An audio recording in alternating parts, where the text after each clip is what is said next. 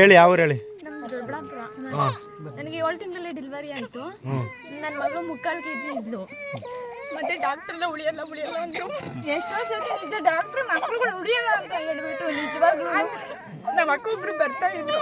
ಆ ಅಮ್ಮನ ಫೋಟೋ ತಗೊಂಡು ಹೋಗ್ಬಿಟ್ಟು ನನ್ನ ಮಗು ತಲೆ ಮೇಲೆ ಇಕ್ಬಿಟ್ಟು ತಾಯ್ತೆ ತಗೊಂಡು ಹಾಕ್ಸ್ಕೊಂಡೆ.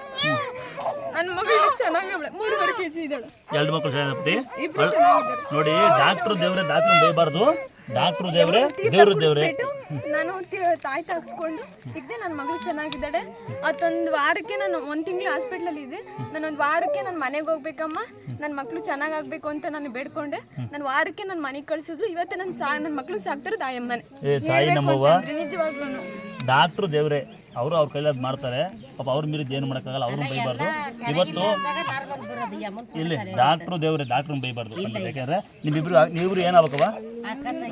ಅವ್ರು ನಮ್ಮ ಅಮ್ಮ, ಇವ್ರು ನಮ್ಮ ಯಜಮಾನ್ರು. ಹೌದಾ? ಇನ್ನೊಂದು ಸೀರೆ ಕೊಡಪ್ಪ ಅಮ್ಮಗೊಂದು. ಅಮ್ಮ ತಗ ಇನ್ನೊಂದು ಇದು ತಾಳ ಇರಲಿ ತಗ. ನಂದೊಂದು ಸೀರೆ, ಮಗ ನಾನು, ನಂದೊಂದು ಸೀರೆ.